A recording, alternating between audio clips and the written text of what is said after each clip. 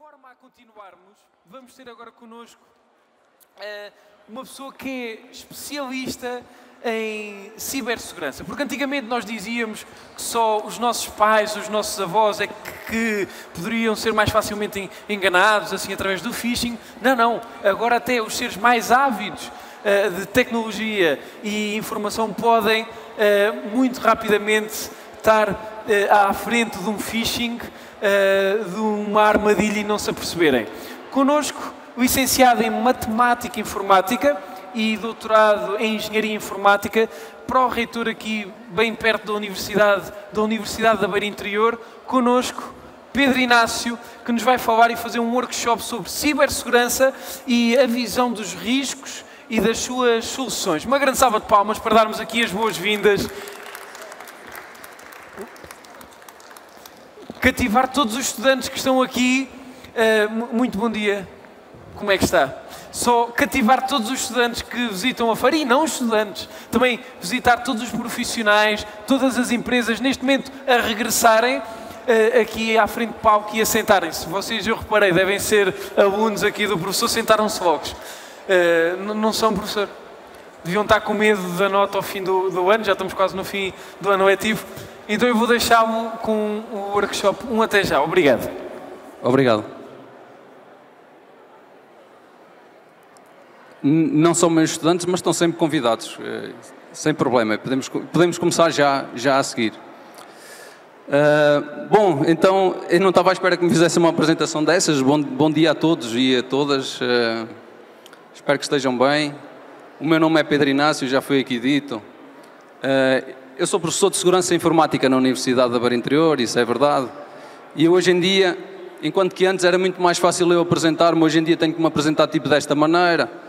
Sou responsável pela cibersegurança na Universidade da Beira Interior, exatamente durante o período em que a Universidade da Beira Interior sofreu o maior ciberataque da história da Universidade. Ok? Tanto o pessoal às vezes diz-me: "Pá, Pedro, ainda bem que aquilo aconteceu, tinha algumas coisas de cima da secretária, precisavam de ser arrumadas, eu não consigo ver isso dessa maneira, mas pronto, cá estou eu." Nos momentos iniciais eu era muito menos alegre do que hoje já consigo falar disso normal, portanto, perdoem-me se em algum bocado não estiveres especialmente bem disposto a falar deste assunto, mas creio que não.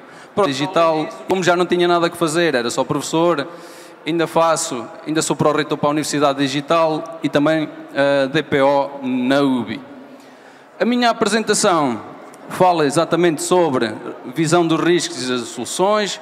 Eu só vou falar de uma maneira geral. A visão dos riscos são os riscos gerais, embora vá a alguns detalhes em alguns casos.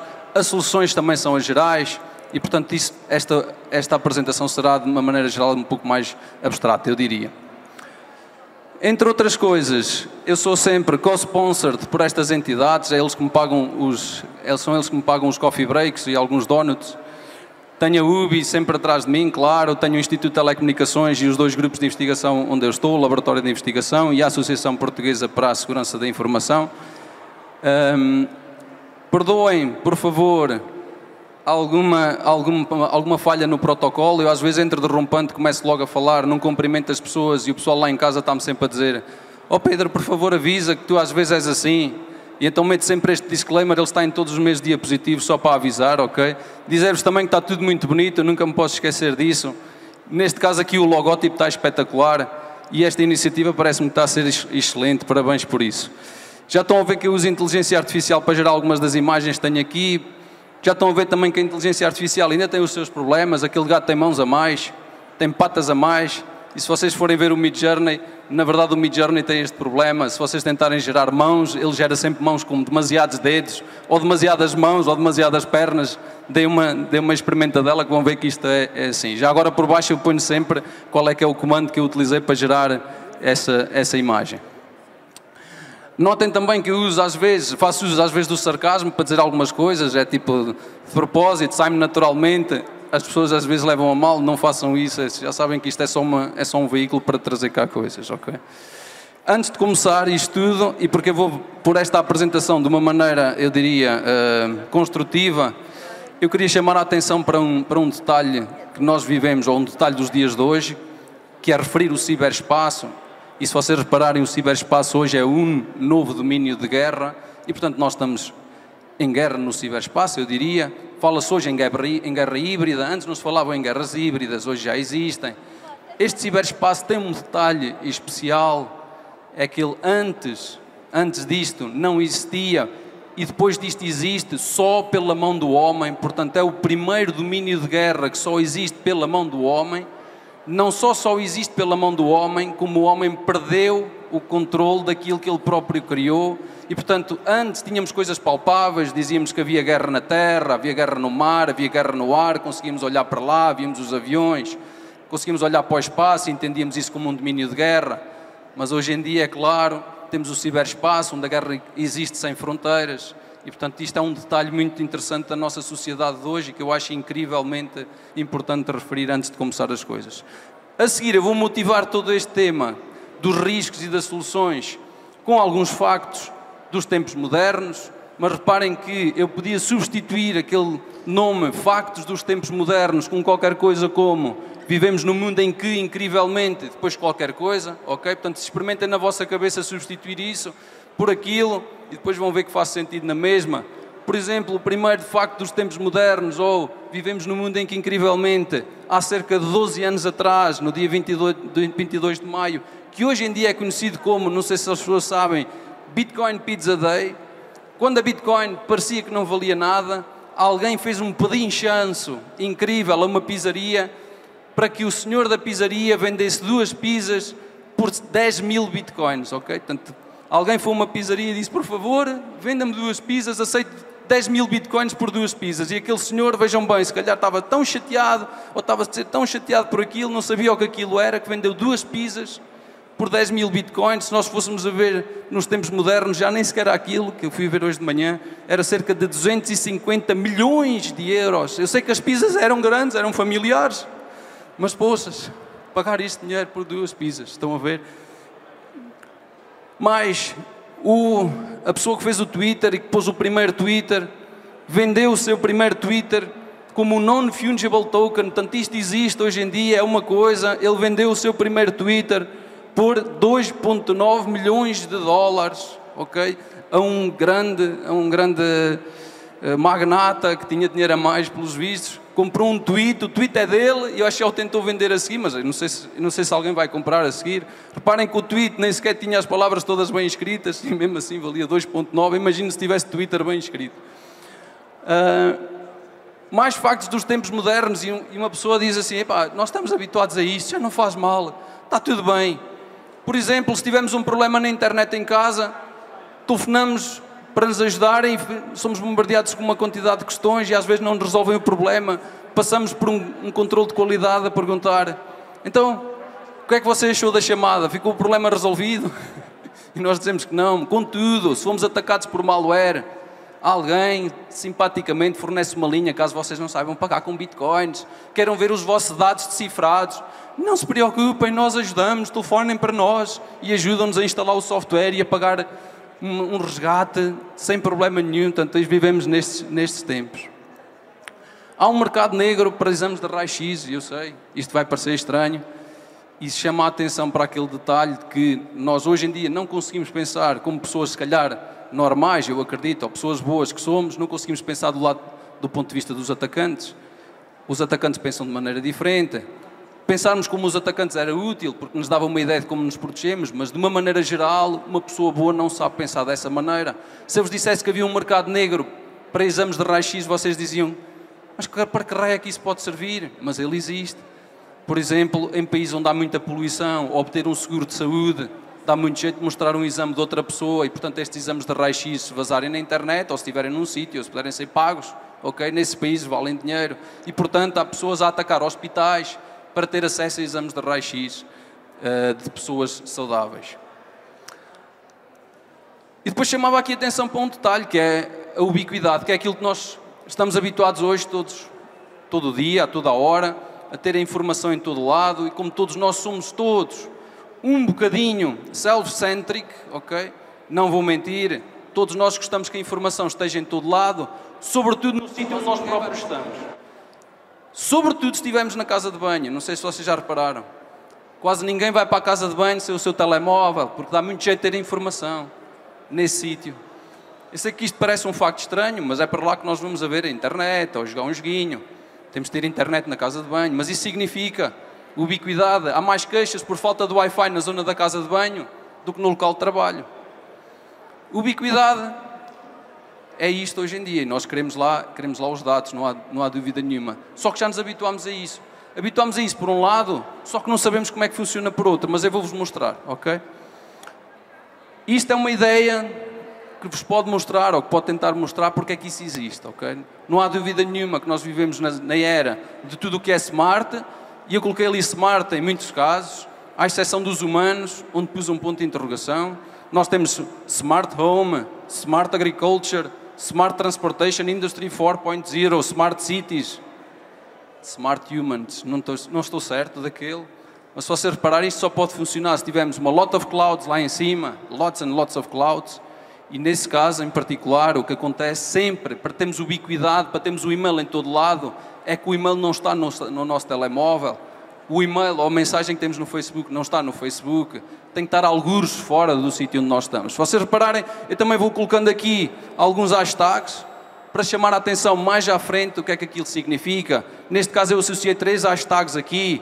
A perda do controlo ou localização dos dados, o valor dos dados e a complexidade dos sistemas. É que nós estamos habituados a ter um telemóvel no nosso bolso, o telemóvel mostra tudo, e esquecemos que o telemóvel comunica com um ponto de acesso mais local, o ponto de acesso comunica com outro equipamento, que comunica com outro, que vai até uma cloud algures, que comunica com outra cloud, que sincroniza a informação e a informação volta para nós, e tudo isso contribui para isto que aqui temos. Complexidade dos sistemas. E a internet das coisas, que já não é a internet das coisas, é a internet of everything, onde nós somos parte dessas things, já não é bem aquilo que nós pensamos. Então estou-vos aqui a partilhar, por exemplo, o Twitter de uma senhora chamada Mary Mo, que se intitula ela própria, este pessoal tem sempre um bocadinho de humor, ok? Ela própria intitula-se como Cyborg no seu tweet. Podem ver ali como ela diz que ela é professora. Ela diz que é um cyborg porque tem um pacemaker, sejamos honestos. Ela tem um pacemaker. Ter um pacemaker que comunica via Bluetooth com o seu telemóvel é espetacular, a mim parece-me. Dá jeito, porque se alguém me dissesse vou-te pôr um pacemaker, mas cada vez que eu quiser fazer ajustes tenho que te abrir e tenho que fazer lá uns ajustes com uma chave de fendas. Se alguém me disser que a partir de agora instala-te um pacemaker que comunica, faz-te uns pequenos ajustes, não precisamos de abrir e tu ainda por cima podes ver no teu telemóvel o que vai acontecer a seguir ou como é que está o teu coraçãozinho. Eu achava isso espetacular. Contudo, a partir do momento em que o pacemaker comunica, ficamos vulneráveis e, portanto, tudo isso vem com um custo e esta senhora estudou isso também. Mas, há alguns anos atrás, nós tínhamos um motor de busca para a internet das coisas chamado Shodan. Ele ainda existe, vocês podem o procurar, mas vejam bem o detalhe. Este Shodan mostrava câmaras de filmar de crianças espalhadas no planeta Terra. Isto tem uma vertente muito má, claro. Eu espero que já lá não hajam, não fui lá ver. Mas isto existia. Era possível ir procurar uma câmara, sei lá, no Canadá e ver uma criança a dormir no Canadá naquela hora. E o pessoal pode achar isto estranho eticamente, na vida real, do tipo, porquê que é possível ver uma criança a dormir no Canadá do outro lado do mundo? Porquê é que isso acontece? Como é que isso acontece? Qual é que é a razão disto? E a razão é muito óbvia, porque nós estamos habituados a um comodismo, à ubiquidade. Nós queremos comprar uma câmara para ver os filhos que estão a dormir e queremos ter uma aplicação no telemóvel que nos mostre os filhos a toda a hora e em toda a parte. E, portanto, isto traz um custo, que é as imagens que estão na câmara, na nossa casa, e o filho está a dormir na nossa casa. Essas imagens têm que sair de casa para ir até ao nosso telemóvel. E, portanto, elas estão na internet de alguma maneira. Se não estiverem protegidas, toda a gente pode ter acesso a elas. E, portanto, só para vos falar nesse custo. Mas, se nós pedimos à Alexa lá em casa, e agora vejam bem o que é que eu estou a falar em termos de complexidade e deslocalização dos dados, se nós pedimos à Alexa lá em casa, para fechar as persianas lá em casa, tanto a Alexa como as persianas estão lá em casa, e ela fecha as persianas. Mas se eu disser, Alexa, fecha as persianas, ela processa a voz, manda a voz para a cloud da Amazon, a cloud da Amazon transforma a voz, ou processa a voz, transforma a voz num comando. O comando viaja até outra cloud, portanto, da cloud da Amazon vai até outra cloud, a outra cloud controla as persianas, é transformado num comando, o comando viaja outra vez até à minha casa e finalmente as persianas são fechadas. É espetacular. É, só que saiu da minha casa. Parece que não, parece que esteve sempre dentro da minha casa, mas não. Se eu falar OK Google para o meu telemóvel, ou se calhar se eu disser OK Google aqui nesta sala, alguns telemóveis já ativam-se, ok? Se eu disser isso, tudo o que eu disser a seguir vai para a cloud da Google para ser analisada, uma resposta é sintetizada, todas as fotos do Facebook e do Instagram estão na cloud, todas as nossas conversas no WhatsApp estão na cloud. Já estão a ver aqui o trend, não é? Complexidade dos sistemas, desequilíbrio, porque nós não sabemos onde é que eles estão, há muitos dados que estão lá, não estão cá, deslocalização dos dados. Reparem, no futuro, eu não tenho dúvidas disto, isto vai ser espetacular. No futuro, os frigoríficos vão avisar quando não há leite, mas não avisam vocês, não vos avisam a vocês. Avisam logo o continente ou assim uma rede de distribuição, diz, não há leite cá em casa. Paga, encomenda, paga, okay? Abre a porta de casa e já mete o leite no frigorífico. Uma pessoa chega à casa, nunca dá por falta do leite. Okay? Isso é espetacular. Mas reparem, tudo através da cloud, da internet e de uma panóplia incrivelmente grande de sistemas e tecnologias. E vocês já vão ver onde é que eu vou chegar a seguir. E portanto isto leva-nos outra vez para isto e para isto. Portanto, se estivermos a olhar para a visão dos riscos e olhando para tudo aquilo que eu só fui motivando com aqueles factos, nós temos, eu diria, estes grandes riscos. Okay? O risco da dependência exagerada da tecnologia, até para necessidades básicas. E reparem, toda esta tecnologia que nós temos hoje depende de algo muito interessante, que é a energia. E, portanto, se atacarem a infraestrutura de energia, nem sequer precisam de atacar a infraestrutura de informação ou domínio digital, ok? Imediatamente ficamos a metade, ok? O risco de nos tornarmos reféns dos dados, já estão a ver onde é que estão aqui as hashtags ligadas, ok? E o risco de perdermos o controle dos dados, ok? Estes são os maiores riscos abstratos que nós vivemos nestes tempos modernos, eu diria, ok? Porque o risco de ficarmos reféns, que eu diria que é o maior destes riscos, por dois motivos. Número um, porque o valor dos dados está a aumentar muito, todos nós damos muito valor aos dados. E número dois, porque acontece muito, os dados estão em todo o lado, ok? Portanto, temos dois fatores a contribuir para isso. E se nós formos ver, hoje em dia os ataques de ransomware são exatamente ataques a isto, ok? Na esmagadora maioria dos mais eficientes ataques de hoje, o que acontece é isto que vocês aqui veem, cifram os ficheiros de dados e deixam os dados mesmo ali à frente dos olhos, eu já elaboro mais nisto, exfiltram os dados mais importantes e ameaçam, em primeiro lugar, vendê-los na Dark Web e, em muitos casos, vendem esses dados na Dark Web, não só ameaçam, como depois vendem, e eliminam cópias de segurança antes de lançarem um ataque de cifra ou exfiltração de dados. Okay? E, portanto, temos aqui a ligação com o valor dos dados. E reparem que aqui há um requinte de malvadez, eu diria, nestes tempos modernos e no ciberespaço, que é diferente daquilo que existia antes. Porque, na verdade, eles deixam os dados mesmo à frente dos nossos olhos e se nós quiséssemos uma metáfora muito distante disto, era como se alguém sequestrasse alguém que nós gostamos, metessem dentro de uma jaula à nossa frente, sem comida, e nós não conseguíssemos, chamávamos quem quiséssemos, e não conseguíamos tirar essa pessoa lá de dentro. É muito semelhante a isto do mundo real para o mundo virtual, mas é aquilo que nós temos. E reparem, na maior parte dos casos, estes sistemas são cifrados, mas os atacantes, hoje em dia, não cifram ficheiros de sistema, o que significa que o sistema fica a funcionar, só os ficheiros que são úteis para as pessoas é que estão cifrados. Portanto, nós conseguimos ligar o computador funciona.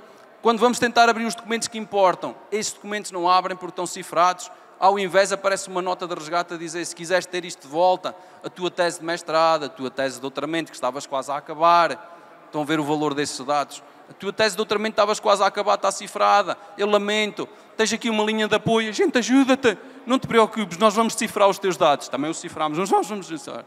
Okay? E, portanto, esses dados estão cifrados, têm muito valor e têm um impacto psicológico nessas pessoas que é diferente de tudo o que nós conhecemos. Outra coisa que eu acho incrível, e reparem que eu voltei aqui momentaneamente aos factos dos tempos modernos, é que, infelizmente, os atacantes, e depois já vou mostrar aqui um exemplo deste desequilíbrio, os atacantes usam melhor tecnologia do que nós próprios, ok? Por exemplo, usam cifras mais modernas do que nós utilizamos na internet para nos proteger em termos de confidencialidade. Porquê? Porque normalmente esses grupos de atacantes são motivados, e se tiverem um grupo terrorista por trás, têm muito dinheiro afeto, ok? E portanto há um desequilíbrio. É claro que nos dias que correm, depois de ter sido atacado, ou a UBI ter sido atacada, toda a gente me pergunta isto, basicamente. Porquê é que isto acontece? Ou porquê é que deixas acontecer? Havia muita gente que me perguntava, como é que deixaste isto acontecer? E eu, em vez de responder com uma resposta, e eu não gosto de fazer isso, mas eu respondia com mais perguntas, ok? E na maior parte das respostas a essas perguntas é aquele muitos e muitas. Só há uma que tem poucas, que é esta última. E as perguntas que eu colocava, e colocava a mim mesmo, ainda hoje o faço, é quantos sistemas diferentes usam um sistema de informação moderno, quantas tecnologias diferentes usa esse sistema de informação, quantos protocolos de comunicação usa e com quantas máquinas externas é que comunica, quantas bases de dados e sistemas de gestão de base de dados, quantos fabricantes desenharam ou venderam esses sistemas, quantas linguagens de programação foram usadas na sua implementação, e tudo isto é muitos ou muitas. Quantas pessoas se preocuparam com a segurança do sistema de informação antes? Poucas. Então é por isso que acontece, ok? E nós estamos a ver estamos on the brink, on the edge, of acontecerem mais, ok? Se nós formos fazer uma análise do risco, e para isto tornar mais científico, ok? Posso-vos dar uma expressão muito simplista do que é a análise do risco, que se pode aplicar não só à área da cibersegurança como a outra, que é esta que está aqui, é só uma multiplicação entre dois fatores, portanto o risco é só uma ideia do que pode acontecer, está deste lado, e se nós só temos que multiplicar a probabilidade de vir a acontecer, ainda não aconteceu, a probabilidade de vir a acontecer e o valor que aquilo tem, portanto isto dá-nos uma ideia do custo, digamos assim, em termos de dinheiro, se o valor tiver em dinheiro, dá-nos uma ideia de qual é que é o risco, uma ideia mental de qual é que é o risco, e nós podemos analisar aquilo muito rapidamente nos tempos modernos. Quais é que são as maiores ameaças da atualidade? E já voltamos àquela fórmula, aquilo foi só para introduzir. Persistentes avançadas, o que significa que o ator que está a atacar está há muito tempo no sistema, há muito tempo, pode já estar no sistema e mantém-se no sistema durante muito tempo e ninguém dá conta, ok? Se nós estivermos a falar de uma empresa ou de uma organização grande, temos demasiados sistemas para monitorizar convenientemente e, portanto, as pessoas podem já estar, os atacantes podem já estar nos sistemas. Malware em geral e o ransomware em particular, que nós já sabemos hoje em dia, infelizmente, o que é software malicioso que cifra os dados, por exemplo. Sistemas desatualizados e vulneráveis, credenciais fracas, como passwords, muito fracas, campanhas intensas de phishing e de engenharia social orientada aos funcionários ou às pessoas que utilizam o sistema de informação. Se formos ver e se quiséssemos algum detalhe como é que funcionam estas mega campanhas em termos de ataque, eu pus ali uma ideia só muito abstrata de como é que isto funciona. Por exemplo, um atacante nunca sequer utiliza a sua própria máquina hoje em dia para atacar uma organização. Esse atacante, por exemplo, vai à nuvem, aluga um servidor na nuvem e usa sempre esse servidor para atacar outros servidores, sempre. Portanto, é servidores atrás de servidores, nunca é o computador do atacante, não sei se estão a perceber o que eu quero dizer. É sempre um servidor que ele controla e depois, normalmente, ele entra através de credenciais fracas, por exemplo, de um utilizador legítimo, que está ligado por VPN à nossa organização, por isso é que eu o pus ali fora, e depois dele cá estar dentro... Depois de cá estar dentro, através, por exemplo, de uma VPN, toma conta de um servidor mais importante, vai tomando conta de outros servidores mais importantes, até que, por fim, utiliza um desses servidores para instalar malware nas máquinas todas.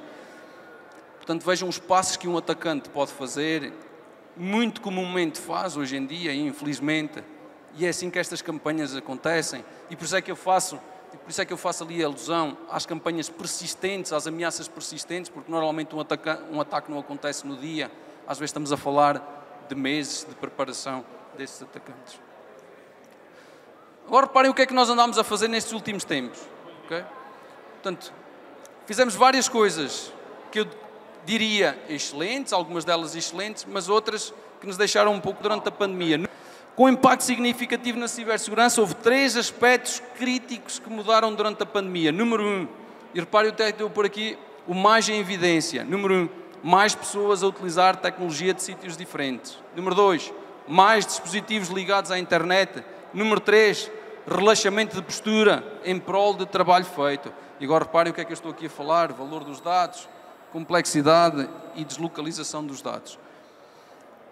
Mais pessoas, incluindo pessoas que não tinham qualquer prática a trabalhar com computadores para fazer o seu trabalho, ok? Porque faziam o seu trabalho fisicamente e passaram a fazê-lo digitalmente, okay? Com computadores e contribuíam para um ambiente digital que é ainda mais heterogéneo, mais diferente. Temos mais dispositivos, incluindo dispositivos completamente desatualizados. Muita gente que me dizia, Eu fui para casa, tive que ir para casa, utilizo o meu computador pessoal, onde já não mexia há 9 meses, e tem o Windows não sei quê, e no primeiro dia tive que aceder a uma videoconferência, mas não tive tempo de fazer a atualização, porque nós digitalmente perdemos a noção do tempo.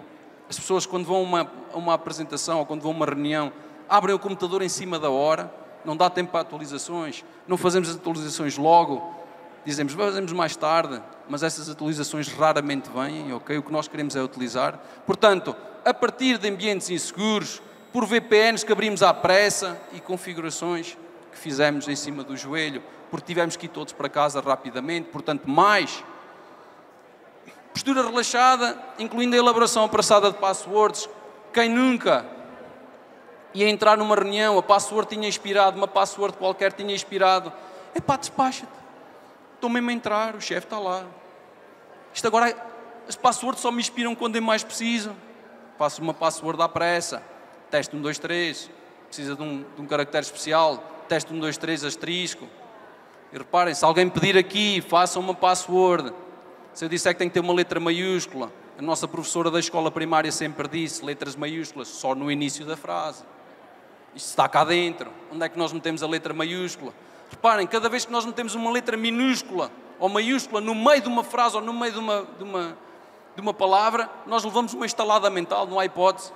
Porque a prof sempre nos disse as letras maiúsculas só no início. Se alguém disser, coloquem um caractere especial ou um número numa palavra passe, ninguém pense imediatamente em pôr o caractere especial ou o número no meio de uma palavra. Porquê? Porque nós na escola primária corríamos o risco de levar uma cacetada por causa disso. Mentalmente nós continuamos a correr esse risco. E portanto é normal que cada vez que alguém peça uma palavra passe com uma letra maiúscula, a letra maiúscula aparece ao início, pedem um caractere especial, aparece antes da palavra ou depois da palavra. E às vezes, se nós nos pedirem mais do que uma palavra para ser demasiado complexa, eu vou-vos dizer, nós metemos 2 palavras que fazem sentido, são portuguesas ou inglesas, e no meio das 2 palavras metemos o caractere especial. Porquê? Porque o único caractere especial que nós consumimos numa frase, ou os únicos, eram os espaços, os pontos finais, as vírgulas. Esses eram os caracteres especiais que nós conhecíamos, estavam no meio, não estavam no meio entre 2 palavras, não eram no meio das palavras. Alguém metia vírgulas no meio das palavras ou no meio do nome. Portanto, estão a ver. E depois uma das coisas que eu fui muito cuidadoso a dizer que nós fizemos de uma maneira, acho, ridícula, foi começarmos a aceitar as assinaturas digitalizadas e não confundir com assinaturas digitais, ok? Parem, hoje em dia é comum alguém dizer, olha, vou-lhe mandar isto por e-mail, imprima, assine, tire uma fotografia e mande de volta. Mas vale tirar uma fotografia à assinatura, enviar para outra pessoa e dizer, usa a minha assinatura onde você quiser. Quero passar uns cheques, tome, já vai curada e tudo, eu vou limpar o branco, vai já em transparente em volta. Cole. Não sei se estão a perceber o que quer dizer. É ridículo. Nós digitalizamos a nossa assinatura manual. Quantos de nós treinaram a assinatura há muitos anos? Quantos? Para a assinatura ser sempre igual. Estão a ver? Ou muito parecida. Portanto, é ridículo nós digitalizarmos a assinatura e mandarmos para alguém, ela é quase sempre igual. Estamos a facilitar a vida dessa pessoa. Tempos modernos, é isto. Okay? Agora reparem, tudo isto que nós estávamos aqui a falar era mais. O que é que fez esses 2 mais? Aumentaram estes 2 fatores desta multiplicação. Aumentámos a probabilidade de acontecer problemas e aumentámos o valor desses dados. E o que é que acontece quando nós aumentamos 2 fatores de uma multiplicação? Aumentamos muito mais o que está do outro lado. Portanto, o que nós fizemos, na verdade, durante estes anos de pandemia, foi aumentar demasiado o risco, não comportando o que isso ia acontecer, ou o que ia acontecer a seguir. Quais é que são as visões ou as soluções que nós temos pela frente? Antes disso, ainda falar-vos do problema da cibersegurança, porque já estão a ver que uma das soluções é apostar nisto aqui, claro, mas eu vou-vos dizer, quando nós fazemos um investimento em cibersegurança, que é a linha azul aqui, pode nunca chegar a existir um ataque, mas há um investimento, e isso é mau. O facto de nunca existir um ataque, quando nós estamos a investir em cibersegurança, vocês vão achar estranho, é mau. Porque os chefes podem dizer, epá, andei tantos anos a investir em cibersegurança e nunca aconteceu nada. Estão a ver o que é que eu estou a tentar dizer com isto? É que o investimento em cibersegurança transforma-se em qualquer coisa que é invisível, quando não acontece nada. E só parece custo, não parece nada de ganho. Contudo, quando não investimos em cibersegurança e há um ataque, que é o que eu tenho aqui a vermelho, nesse dia alguém se lembra, porquê que tu não fizeste qualquer coisa? Porquê que não compraste equipamento? Vamos comprar agora. Quanto é que custa pagar o resgate para obtermos os dados todos de volta? Aquilo custa além. Pode nem ser possível recuperar a empresa, ou recuperar a instituição, ou a entidade. Pode não ser possível fazer isso. Okay? Quais é que são as soluções? Se vocês repararem, eu não estou a falar ali em financiamento, mas é claro que isto acarreta financiamento. Eu só ponho as soluções, digamos assim, práticas. Número 1, trabalhar a consciencialização. Contudo, deve-se ter algum cuidado com isto. Alguns estudos sugerem que se nós trabalharmos demasiado a consciencialização, por exemplo, no caso do phishing, há casos em que as pessoas antes não caíam no phishing e depois de fazer uma consciencialização para o phishing, houve pessoas que começaram a cair mais no phishing. Portanto, isto é preciso ter cuidado quando trabalhamos com pessoas, ok? Número 2, não desprezar pequenos problemas de cibersegurança. Por exemplo, se tivermos uma organização grande, uma pessoa traz malware para a organização e a gente diz, é só aquela pessoa, está no telemóvel, não interessa, deixa estar, amanhã tratamos. Isso pode contaminar tudo o resto. Esse é o segundo. Ter um plano de recuperação em caso de catástrofe, eu diria, imprimir esse plano, porque só o tivemos no via digital. No dia em que acontece malware, o plano está cifrado e, portanto, não serve de nada. Eu sei que é estranho o pró-reitor para a Universidade Digital estar a dizer para imprimirem o plano. Não imprimam mais nada, mas ao menos o plano imprimam. Motivar a necessidade de implementação de boas práticas de programação, administração e segregação de sistemas, apostando na formação do pessoal técnico e, portanto, olhar para a cibersegurança como um investimento crítico da continuidade do funcionamento de uma organização, empresa ou instituição, como vocês quiserem, mas olhar disso dessa maneira. E depois uma que não é, ou que é uma não solução, eu tenho colegas sempre a dizer-me, não sei como é que tu consegues referir os backups como uma solução de segurança, eu não refiro, ok? Está exatamente ao contrário, não é uma solução de segurança, pode ser a única coisa que resta no fim. E, portanto, no mínimo, convém, se calhar, ter uma solução de cópias de segurança, de backups, deslocalizada, com garantia e protocolo de que aquilo é feito muito comumente. Com o boom da inteligência artificial de hoje em dia é um facto, não é? Portanto, nós estamos a ver que a inteligência artificial vai salvar isto tudo, ou vai condenar-nos a todos. É uma das duas coisas. E no caso da inteligência artificial, ela já está a ser utilizada há muito tempo para lidar com a cibersegurança, sobretudo por causa disto. O humano não tem capacidade de lidar com os sistemas que hoje em dia nós temos. São demasiado grandes, são demasiado complexos, a nossa mente não escala da mesma maneira e, portanto, precisamos da inteligência artificial para detectar intrusões ou para aprender sozinha acerca do comportamento desses sistemas. A inteligência artificial vai ajudar nisso, de certeza absoluta. Mas temos o contrário. Temos muitas aplicações da inteligência artificial que vão precisar de cibersegurança. Não é a inteligência artificial a fazer cibersegurança, eu estou a falar aqui ao contrário. Por exemplo, se nós tivermos um carro a conduzir sozinho, se alguém conseguir alterar um sinal de stop, somente com uma fita cola vermelha, e disser de alguma forma ao sistema do carro que afinal o sinal de stop é para andar mais depressa, ok? Esse sistema precisa de robustez e é isso que chama aquilo que aqui está, ok? Precisamos de construir os sistemas de inteligência artificial robustos contra ataques adversariais. Esse tipo de ataques adversariais estão cada vez mais na moda. Existem algoritmos que transformam tudo isso numa arma e, por exemplo, atacam esses sistemas de inteligência artificial, sabem como é que eles são treinados e utilizam pequenas fugas nesses algoritmos para fazer com que eles façam outras coisas. Eu diria que há um grande problema em termos de cibersegurança, que é este gráfico que eu mostro aqui em baixo, ok? Que é aquilo que nos distancia, as boas pessoas dos atacantes. As boas pessoas normalmente têm poucos meios, os atacantes têm mais, têm melhor tecnologia, têm um financiamento derivado de terrorismo, só para fazer isto. E isto aqui é mau, ou pareceria mal, mas eu diria que este ainda é o pior caso, ok? As pessoas boas têm escrúpulos e os atacantes normalmente não têm. Reparem, quando a UBI foi atacada, eu mesmo assim pensava duas vezes se eu devia fazer uma auditoria de segurança à rede interna. A minha cabeça era o meu próprio empecilho, não sei se estão a perceber o que eu quero dizer. Quando nós fazemos uma auditoria, em muitos casos, vamos atacar os nossos próprios sistemas para saber se aquilo está bom ou não. E a minha cabeça, eticamente, dizia-me, se calhar não deves fazer isso. E, portanto, a nossa própria cabeça contra destas pessoas tem uma limitação que eles não têm no contexto do ataque. E isso é mau para nós. Sempre que há um problema de segurança, há um desequilíbrio de forças. Este é o maior, meios vezes escrúpulos. É claro que eu acredito, quando o pessoal me pergunta, e há muita gente que me diz isto nunca vai ser resolvido, é sempre um jogo do gato e do rato. Eu vou-vos dizer, não acredito nisso, eu gostava também de terminar um pouco com essa mensagem. Eu não acredito que isto vá ser sempre um jogo do gato e do rato, até porque se for sempre um jogo do gato e do rato, significa que a humanidade falhou na sua missão. Nós temos um dia de conseguir fazer sistemas que são seguros por natureza, senão não estamos cá a fazer nada, não estamos cá a pensar nisto para nada. O sistema tem que ser desenhado para ser seguro e tem que garantir essa segurança desde o desenho. Eu só estou a dizer é que não estamos lá ainda, mas eu acredito que um dia lá vamos chegar. E eu terminava a minha apresentação por aqui, ficando à vossa disposição.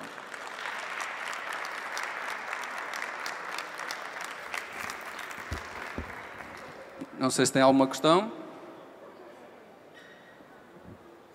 Então eu faço algumas daqui, Pedro. Talvez, como se costuma dizer, bom, a primeira pergunta é sempre a mais difícil, vamos à segunda.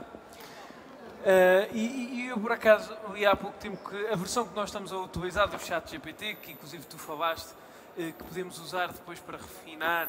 Espera aí. Tenho que vibrar aqui por causa do feedback.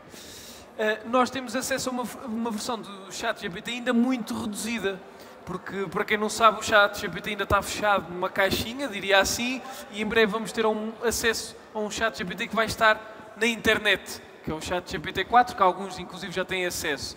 E aí há quem acredite que é o que tu dizias ali, que pode ser ou muito bom ou muito mau, inclusive para a cibersegurança. Isto tudo para te dizer que, por exemplo, no outro dia de uma investigação eles usaram esta inteligência para desvendar um caso com 10 analíticos que de outra forma não era possível. Tens esse receio que eles usem... Há várias maneiras de abordar essa questão e eu se calhar respondi a primeira à questão 1, mas não me estou a recordar de qual é que era. Não, qual é que era as vantagens? Estou a brincar, não fizeste uma questão 1, era para ver se te apanhava. Não fizeste a questão 1, fizeste logo a questão 2. Em relação ao ChatGPT e às inteligências artificiais generativas, que é o que nós estamos a falar aqui, essas inteligências artificiais são um bocadinho diferentes daquelas que tínhamos vindo a utilizar até antes. Elas já existiam, não com esta dimensão que agora nós vemos. Aliás, o ChatGPT junta outra coisa muito interessante a tudo o que é inteligência artificial, que é um interpretador impecável daquilo que nós falamos, ok? Portanto, não é só aquilo que ele produz, e essa parte é generativa, aquilo que ele produz é a parte generativa, como nós podemos falar naturalmente com essa inteligência. Isso é que é um pouco diferente e liga as duas coisas. Ao ligar essas duas coisas, transforma numa ferramenta extremamente potente. Portanto, eu posso lá chegar e até dizer alguns erros, dizer-lhe assim, olha, oh, ChatGPT, faz-me lá isto, e ele entende. Okay? Portanto, entende a linguagem humana. Enquanto que antes, se a gente quisesse fazer isso, até podíamos ter que falar com ele, mas tínhamos de ser mais formais, digamos assim, e especificar as coisas melhores. Portanto, a parte de ligação com a própria inteligência artificial também é uma componente muito forte para isso. Há várias maneiras de vermos esta parte aqui. Número 1, o próprio ChatGPT, por exemplo, se nós lhe pedimos para fazer um ataque de força bruta em Python para portas SSH, ok? Ele desenha o código em Python, mesmo que não esteja totalmente correto, ele desenha aquilo. Okay? Portanto, não há dúvida nenhuma que, visto de um ponto de vista de um atacante, aquilo é uma ferramenta imediata para produzir ataques antes, okay? E nós não sabemos a velocidade que aquilo vai imprimir a estas pessoas que já faziam ataques antes, a agilidade que lhes vai imprimir depois de terem acesso a essa ferramenta. E mesmo a versão gratuita já faz isto, eu já experimentei, ela faz isto. Depois temos aquela questão de, temos duas hipóteses, podemos fechar aquilo ou não fechar aquilo, podemos fechar aquilo localmente ou de uma maneira geral, há quem diga que aquilo devia ser desligado de uma forma geral, tipo não disponibilizar aquilo a ninguém, é escusado, aquilo já saiu, já existe, localmente ninguém pode dizer, vamos fechar nós, ou vai por exemplo a UBI, imaginemos a UBI, a Universidade, vamos fechar o acesso ao ChatGPT, um estudante sai e continua a utilizar, e se nós não utilizarmos, muitos outros utilizarão. Se não formos nós os bons a utilizar, os maus vão utilizar de certeza absoluta. E, portanto, é escusado nós fecharmos os olhos e dizer assim, aquilo não existe, isto vai ter que ser. E, portanto, das duas, uma, ou nós aproveitamos aquilo como uma ferramenta para fazer coisas, e isso ela é útil, ou nós completamente vivemos durante algum tempo como se aquilo não existisse, que é o que acontece ao ser humano quando entra em estado de negação. Eu diria que nós estamos ainda em estado de negação, vou ser honesto, okay? Mas de uma maneira geral nós vamos ter que apanhar aquilo e usar aquilo como uma ferramenta. No fundo o que tu estás a dizer é que vai ser uma grande responsabilidade dos coordenadores, quem for limitar, porque hoje se perguntarmos como se faz uma arma, nem precisamos de ir para o código, ele ensina-nos a fazer uma arma e obviamente vamos partir sempre do sentido ético de quem vai usar, mas também quem vai programar e estabelecer os limites. Tivemos inclusive dentro do próprio ChatGPT, eu vi há pouco tempo, ele uma crise existencial. E é engraçado que ambos, tanto eu como tu, nos referimos a ele. Já parece que há aqui um eu, que ele tinha uma crise existencial, que começaram a falar de sentimentos, e eu parece que entrava aí também já assim numa fase... Nós já falámos de... Mas isso também é porque eu chamo ao ChatGPT o chato do GPT, portanto é mais por causa disso, ok? Portanto, acho que atribuí isso dessa maneira. Mas sim, ele vai-nos ajudar, de uma maneira geral, ele vai-nos ajudar. Ele também produz coisas que não fazem sentido nenhum. Mas eu também vos posso dizer que o grande problema dele produzir, seja lá o que for, seja bom ou seja mau, é que ele produz melhor do que nós. E vou-vos dizer o que é que eu quero dizer com isto. É que nós podemos andar 12 anos a estudar nas escolas, a professora ou o professor pode andar o tempo todo a dizer as frases têm sujeito e predicado e que terminam com ponto final, podem andar o tempo todo a dizer-nos isso e nós chegamos ao fim da nossa vida e fazemos frases só com sujeito e esquecemos-nos do predicado, não tem verbo. Todos nós continuamos a cometer erros, mas eu vou-vos dizer, o ChatGPT não. Ele aprende todas as regras básicas do texto que já existem e nessa parte não falha. Isto cria um problema pequenino, que é, se ele escreve frases perfeitas, a nossa cabeça começa logo a dizer esta frase é melhor do que as que tu escreves. E à medida que a nossa cabeça nos diz isso, mesmo que o que lá esteja seja mentira, nós ficamos com dificuldade em desmontar a mentira. É engraçado estar a falar nisso. No outro dia estava a tomar café e estava um grupo de alunos de secundário e dizia um para o outro, olha aqui o trabalho que eu escrevi. O outro começa a ver o trabalho e dizia-lhe, ouve lá, tu achas que a professora vai achar mesmo que foste tu que escreveste isto? E eu, epá, realmente tens razão, tinham usado o ChatGPT. Vira-se ele para o outro, não há problema. Começa ele a colocar, o texto está muito perfeito, tens que escrever isto de uma forma mais rudimentar. Então já estamos neste nível, é impressionante. Mas ainda ponho aí outra perspectiva. Nós estamos sempre a pensar do lado das pessoas que estão a cometer a fraude como sendo as pessoas que mais usam aquilo, mas depois podemos pensar do lado do professor, que tem muito trabalho, ok, e que pode submeter os trabalhos sem olhar ao ChatGPT e pergunta-lhe ao ChatGPT para fazer a avaliação. Isto já começou a acontecer em alguns casos. Nós estávamos com medo, por exemplo, que alguém escrevesse artigos científicos com o ChatGPT, vejam bem, alguém vai escrever artigos científicos com o ChatGPT, já aconteceu, mas depois já há revisores que utilizaram o ChatGPT para fazer a revisão. Estão a ver? E a revisão nem sequer fazia assim muito sentido, mas vejam bem, eu sou revisor de algumas revistas, às vezes não tenho tempo. Dá muito jeito eu submeter para lá o artigo e dizer-lhe assim, faz-me aí uma revisãozinha, que eu tenho de consultar 5, tenho que me ir embora. E ele fazia a revisão no instante. Então, estão a ver, há aqui dois níveis de fraude. Há fraude do ponto de vista de quem está a submeter à avaliação e há fraude de quem está a fazer a avaliação. E, portanto, nenhum deles se dá conta no fim que os dois cometeram fraude. Isto é possível. Voltando só à cibersegurança, para terminarmos, e eu te dar aqui a prenda da Câmara Municipal do Fundão,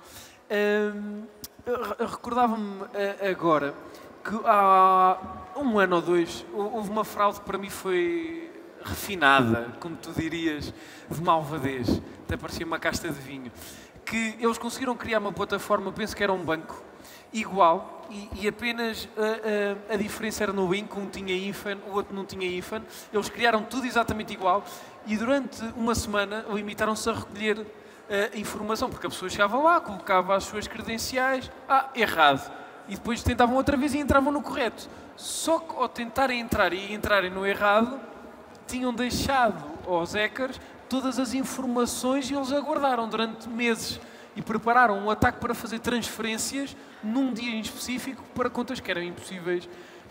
E como é que se combate isto? É atenção. Isso não se combate só com atenção, há várias formas de combater isso. Aliás, a internet de hoje já está desenhada, no mínimo, para conseguir combater um pouco isso, mas não totalmente, ok? Portanto, isso é uma campanha de phishing em que eles nos apresentam uma página que nós, eventualmente, até costumamos utilizar muita vez, é parecida com a página verídica e nós vamos lá e colocamos as credenciais exatamente no mesmo sítio onde colocaríamos na página original. Agora, quando nós vamos à internet hoje, só para vos dizer que quando colocamos HTTPS e o URL à mão, se nós colocamos o URL à mão, se aparecer HTTPS e se aparecer o símbolo a verde, o que o browser nos está a dizer é este site é exatamente o site do servidor de lá. É seguro. É seguro e é o de lá, portanto é o real, é o legítimo. Okay? Portanto, o atacante não ia ser capaz de fazer o mesmo site igual, com o mesmo URL e obter o verde naquele cadeado. Okay? Agora, o que ele é capaz de fazer é um site que não tem o mesmo URL e fazer um certificado que até apareça a verde, mas não tem o mesmo. E, portanto, aí, nesse caso, aquilo que resolveria era nós introduzimos à mão. E o que muitas empresas hoje em dia fazem é não só não só compram o domínio delas, ok? Por exemplo, imaginemos Ubi, como também apanham muitos outros domínios ao lado, sei lá, Ubi2, Ubi3 ou Ubi-pt.pt.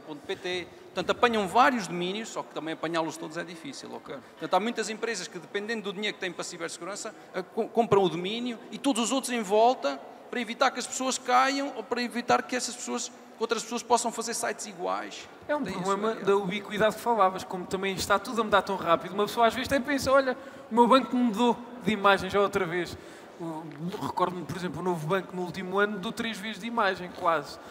Então a velocidade também é tão rápida que o próprio utilizador Nós podemos ir muito rapidamente a uma coisa muito mais simples, que é, se eu colocar aqui um código QR, agora aqui, se eu deixasse aqui um código QR e ia-me embora, quantas pessoas é que chegavam aqui, viam um código QR, se calhar sacavam do telemóvel, estamos a falar aqui desta-feira, não é?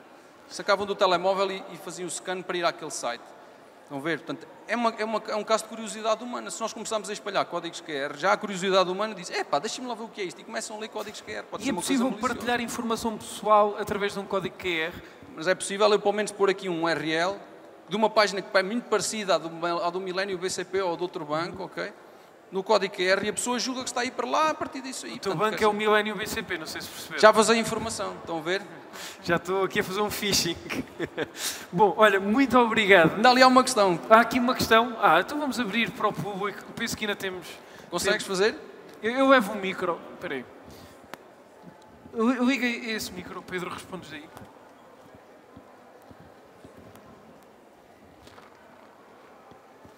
Bom dia. Acho que... Bom dia. Dá-lhe. Bem, eu queria só dizer que nós somos alunos da Escola Profissional do Fundão e há um tempo atrás fomos convidados para participar num evento da Ethereum no Porto, no Hackathon, onde desenvolvemos e pudemos trabalhar com a tecnologia da blockchain e da Web3.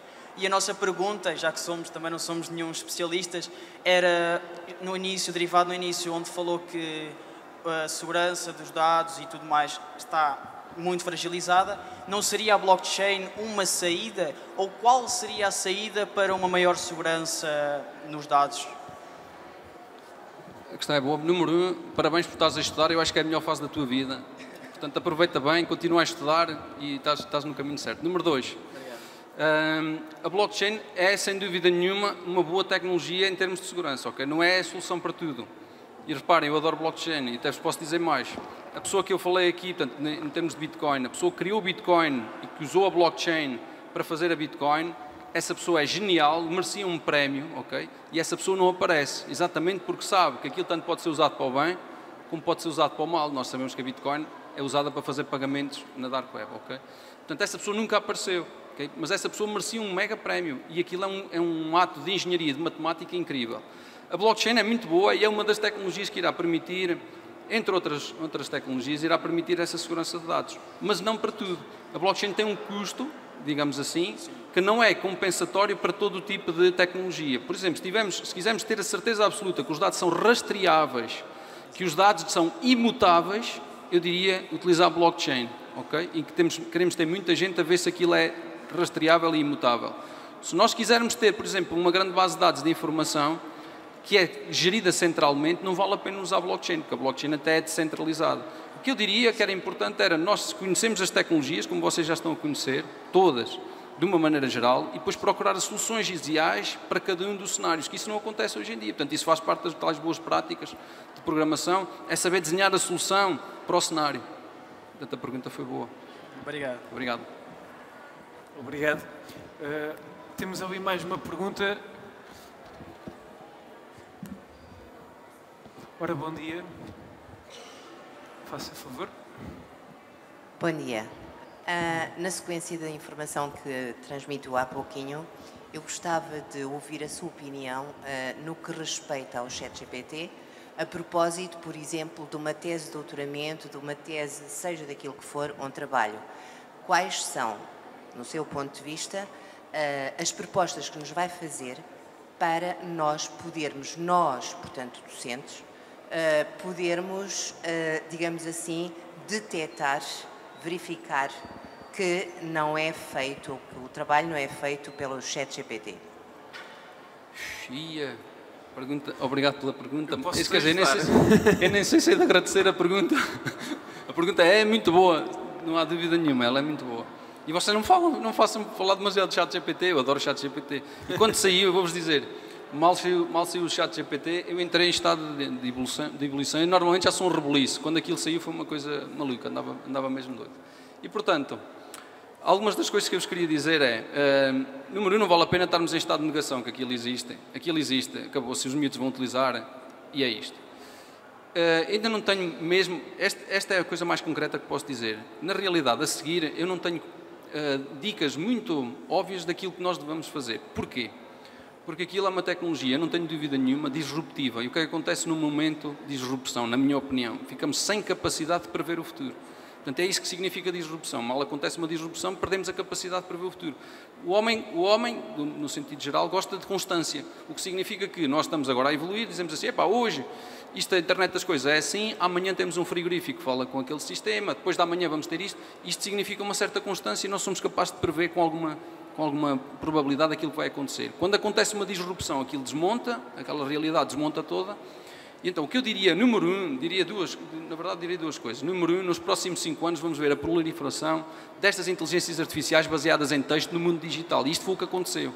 É que o pessoal estava todo à espera que a inteligência artificial entrasse pela robótica adentro. Mas o que aconteceu foi que ela entrou pelo texto adentro, pelo digital adentro. A robótica ainda não acompanhou. Durante os próximos 5 anos eu diria que vamos ver isso. Nos 5 anos a seguir, porque nestes 5 anos a robótica vai ver que aquilo está a acontecer, vamos ver a robótica a evoluir. O que significa que a seguir temos outra disrupção em termos de robótica. E, portanto, estamos aqui num momento que é crítico, eu diria, nós estamos todos em negação, eu acho, e pode ser que isso dure durante muito tempo, não sei. Agora, número 1, não devemos dizer que ela não existe. Número 2, vamos passar a ser diretores, eu diria, os estudantes, os professores vão passar a ser diretores daquela ferramenta. Eu, em muitos casos, por exemplo, o que aconteceu logo imediatamente na minha unidade curricular foi tirar os relatórios. Parece muito mal. Tirei logo os relatórios. Porquê? Porque eu não vou estar a ler ChatGPT no final do semestre. Eu sabia que ia ler ChatGPT no final do semestre. Eu leio os relatórios, eu ia ler daquilo. E não me está a apetecer ler daquilo, eu sei. Ou o que eu lhes pedi em vez disso foi, sempre que vocês procurarem ajuda no ChatGPT, por favor, vocês coloquem o conjunto de instruções que utilizaram para obterem as diretivas do ChatGPT e digam de maneira de crítica a maneira como vocês vão conseguir ler essas informações e usá-las. Isto é só um primeiro passo do caminho. Quer dizer, foi aquilo que eu me lembrei. Mas eu vejo muitos professores, colegas de outras universidades, do ensino secundário e antes disso, a entrar em estado de pânico, no fundo é isto. E durante algum tempo eu também estive assim, vou já dizer, porque isto é uma coisa, lá está, disruptiva, vai causar stress, de certeza absoluta. Se nós mandarmos simplesmente relatórios, portanto, eles vão fazer, porque é muito mais fácil, ok? E eles dominam aquilo com muito mais facilidade, eu diria. Portanto, e não era possível, Pedro, perguntarmos ao próprio ChatGPT se escreveu o texto que estamos a submeter? É possível, e o ChatGPT na verdade faz isso, ele imprime, portanto o que eles estão a fazer na maior parte dos casos é imprimir uma certa assinatura por trás. E reparem, a maior diferença do ChatGPT é que o próprio ChatGPT diz que é uma inteligência artificial. Ele diz, se a gente perguntar, ele diz que eu sou uma inteligência artificial, portanto falha logo. Ele falha porque quer, estão a ver, está programado assim. E portanto, se essa assinatura existe, ok? Ela no futuro pode não existir, porque ela está a aprender de um conjunto limitado, que está a crescer desmesuradamente, porque nós damos os dados, e os criadores quiseram que o conjunto fosse limitado. Até porque se perguntarmos algumas questões políticas ao ChatGPT, ele diz, eu não estou permitido a falar sobre isso ou a responder. Portanto, ele tem filtros, sobre isso. Ele tem filtros que foram colocados lá humanamente, claro. No início ele não tinha tantos filtros, eu vou-vos dizer, quando eu usei o ChatGPT no início, eu pedi ao ChatGPT para escrever um mail bonito acerca de qualquer coisa, e o chat desenvolvi um mail bonito, e se eu lhe dissesse, faz um mail agora devastador contra uma determinada pessoa, aquilo era devastador, até eu ficava triste, mas não era para mim.